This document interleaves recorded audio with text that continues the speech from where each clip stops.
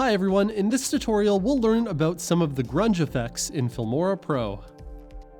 These effects will give an old or damaged aesthetic to our clips.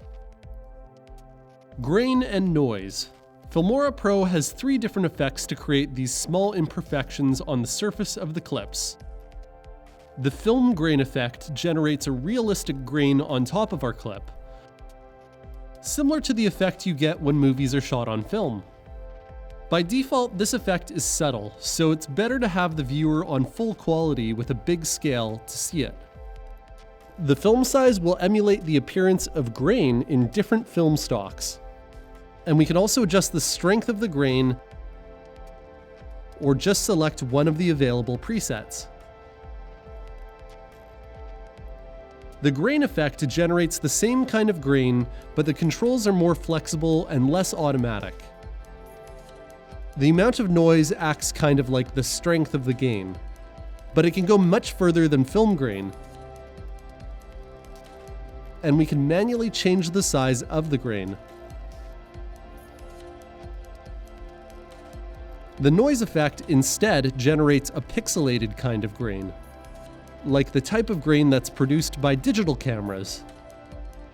In all these effects, I prefer to check the monochrome box as I find the result more realistic, but that's up to you. The halftone effect is a technique created for single color printing systems such as offset, where each primary color is printed in a layer as a grid of dots. This grid from a further distance is visible as the full range of colors. FilmoraPro includes 2 different effects that emulate this printed look on your videos.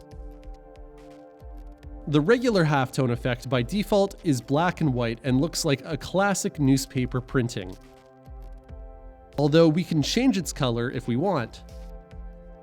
The resolution will change the size of dots, and the image will be more or less clear. The halftone color effect by default is made by cyan, magenta, and yellow dots. With a higher resolution, it looks like a printed magazine. A lower resolution looks more like a 90s comic book.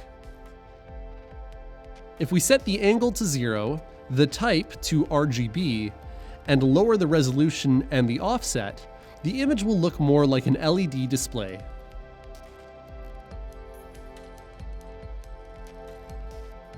Of course, we can also experiment to create completely different results. The jitter effect will shuffle the order of the frames to create glitches in the video playback. The frame group size sliders let us adjust the frequency of the jitter. A lower value generates a constant jitter, while a high value makes it more sporadic. We can also adjust the amount of jittering and change the pattern. The stutter effect instead lowers the number of frames and makes the video look like it's freezing. Freeze frames slider sets how many frames will be subtracted from the original amount, and the frame start determines in which frame the effect will start. For example, if I have a 24 FPS video and I want it to play as a 12 FPS film, I can apply this effect and set the freeze frames value to 2. The scan lines effect refers to the horizontal lines of pixels in raster scanning, produced by old cathode TVs and monitors. We can adjust the size of the lines, sharpness,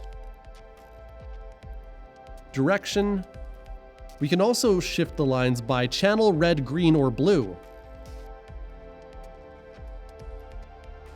The shake effect will move the position and rotation of the image to simulate a camera shake. This effect has a ton of adjustable parameters. The amount adjusts how much the camera moves, and the speed how fast it does. I always increase the smoothness of the movement to make it look less mechanical. We can control how much the clip will rotate, move vertically and horizontally with these 3 sliders. The fractal sliders will add complexity to the shake movements. And I always add a custom motion blur to make the result more realistic. If you want to know more about simulating camera movements, there's a video about that linked in the description. To finish this video, I'll show you a bonus effect that is not in the Grunge folder, but in the channel folder. Chromatic aberration is an optical problem that occurs with some camera lenses. It generates some color fringing on the edges of the image. This effect simulates the situation by slightly shifting the channels. We can adjust the strength of the shifting, which channels will shift, and their direction. If we activate the Use Lens option, the shifting will occur around a central circle, as it happens with lenses. So that's an overview of Grunge Effects in Filmora Pro. To learn more about editing in Filmora Pro, make sure to check out our other tutorials in the series.